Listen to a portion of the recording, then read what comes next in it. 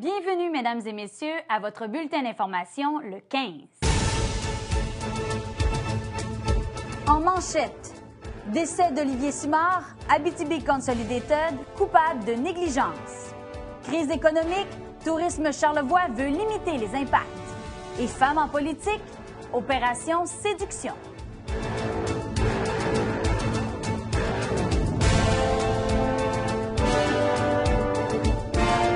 La Cour du Québec a tranché. Abitibi Consolidated Canada a été reconnu coupable de négligence dans la mort d'Olivier Simard survenue le 10 août 2006. Dans son jugement, le juge Bernard Lemieux de la Chambre criminelle et pénale dit, et je cite, que l'employeur a compromis directement et sérieusement la santé, la sécurité ou l'intégrité physique d'un travailleur alors qu'il exécute un travail à la bobineuse numéro 5 dans des conditions non sécuritaires et dangereuses, comme étant ici une infraction à l'article 237 de la Loi sur la santé et la sécurité du travail.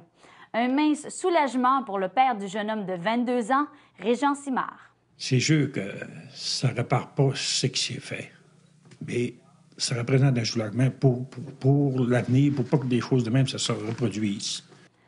Appelée aujourd'hui Abitibi-Bowater, la papetière aura une amende pouvant atteindre 20 000 $. C'est bien peu pour la vie de son fils, nous a confié son père. On va certainement consulter un avocat, savoir si on a des droits. On n'a pas eu rien. On a eu juste rien d'assurance, rien. On n'a pas tiré d'assurance. La seule assurance qu'on a eue, c'est 10 000 $ qu'on a eu des accidents de travail juste pour payer l'enterrement, point. On n'a pas eu aucune compensation. Même s'il sait que l'argent ne ramènera pas à son fils, la douleur est encore vive pour le résident de Clermont. Il n'y a pas d'argent pour la douleur qu'on a eue, puis il n'y a pas de journée qu'on n'y pense pas. Pas de journée. Moi, ma vie est brisée. La vie de sa mère aussi.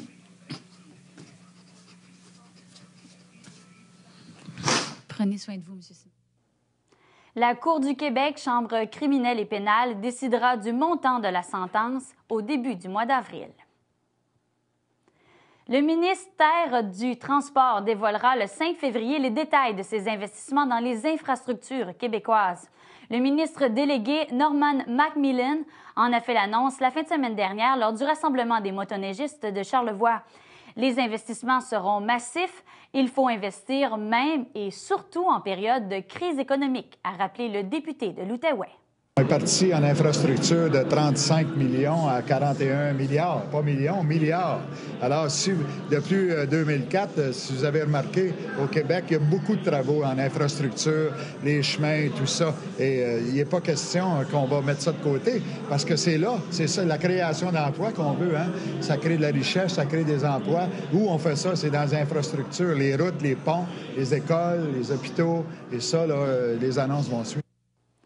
Le ministre responsable des véhicules hors route a profité de l'événement pour inviter tous les acteurs à travailler ensemble pour développer l'industrie touristique, plus précisément l'industrie de la motoneige.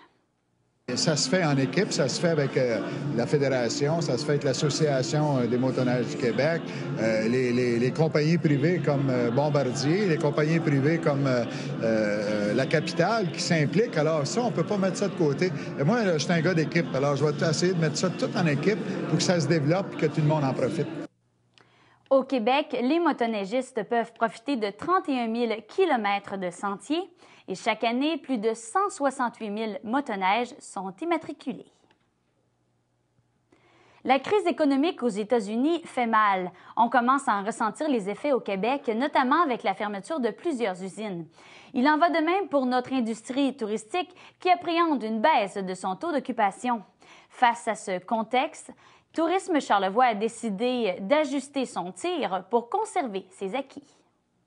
Nous aurons comme objectif, au cours de la prochaine année, de maintenir des parts de marché, puisque aujourd'hui, compte tenu de ce contexte-là, imaginer des croissances devient presque un défi insurmontable.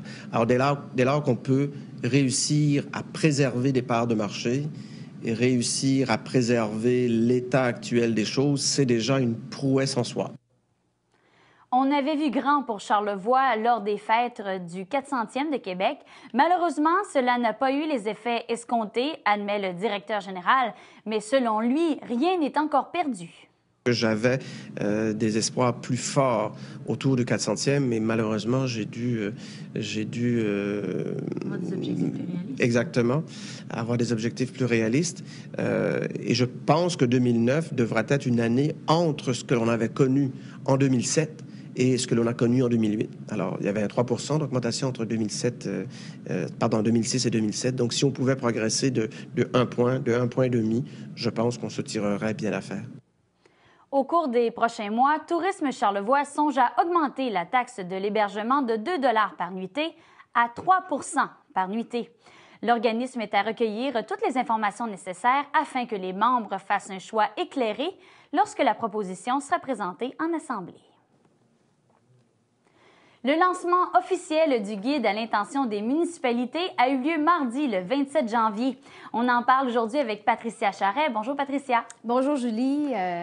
En effet, justement, ce guide-là a été lancé et c'est le Centre Femmes de Charlevoix, le Centre Femmes au pluriel, qui ont réalisé ce guide et qui va être justement distribué aux municipalités, dont l'objectif est la parité, comme le mentionne Mme Hélène Dufault, qui est coordonnatrice du Centre Femmes au pluriel. C'est un outil concret qui va nous permettre de soutenir les municipalités qui désirent implanter des mesures pour l'obtention de l'égalité dans leurs conseils municipaux. Pour nous, c'est une petite victoire, puis c'est un pas de plus vers l'égalité. Patricia, on souhaite donc voir plus de femmes représentées en politique? Oui, en effet, une tournée des municipalités va être justement effectuée pour augmenter la présence des femmes justement dans les postes décisionnels.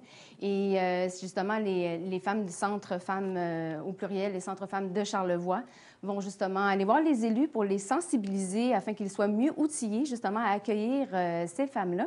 Et Marie-Pierre Campagna, qui est agente de projet, va justement nous parler des avantages d'atteindre la parité.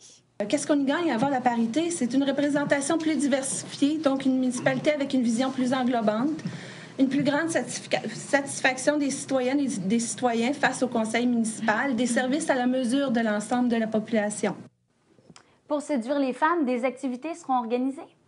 Oui, en premier, pour les municipalités, des cravates roses leur seront remises justement pour qu'ils puissent les porter et aussi pour les inciter justement à accueillir les femmes dans leur bureau.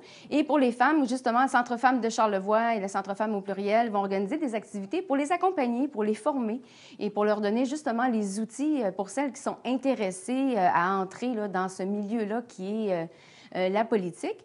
Et c'est certain que pour toutes celles qui seraient intéressées, il y a toujours les centres femmes qu'on peut communiquer pour avoir des informations. Donc, c'est quand même un projet à long terme. Mais celles qui sont déjà intéressées sont appelées justement à appeler les centres femmes au pluriel. Donc, on a le Centre Femmes au pluriel ici dans Charlevoix au 418-665-7459 et à Baie-Saint-Paul au 435-5752. Merci, Patricia. Au plaisir, Julie. On vous parlait plus tôt dans le bulletin, la 9e édition du Rassemblement des motoneigistes de Charlevoix a été couronnée de succès. L'événement avait lieu la fin de semaine dernière au Fairmont Manoir Richelieu. Après avoir profité des magnifiques sentiers de Charlevoix, les motoneigistes se sont sucrés le bec à un souper cabane à sucre. La soirée s'est ensuite réchauffée au son des musiques folkloriques du groupe Beauceron, La Grande Débâcle. Le Casino de Charlevoix, organisateur de l'événement, dresse un bilan très positif. On a eu 150 personnes aujourd'hui qui ont participé au Poker Rally. On a eu au-dessus de 350 personnes qui sont ici ce soir. C'est pas tout à fait terminé, vous l'entendez derrière, au souper cabane à sucre. C'est des performances, des résultats qui nous satisfont énormément. La participation était bonne, on est très heureux. Le Rassemblement des motoneigistes de Charlevoix reviendra l'an prochain pour une 10e édition. Un anniversaire que souhaite souligner de belle façon le directeur général de la Maison de jeu, François Tremblay.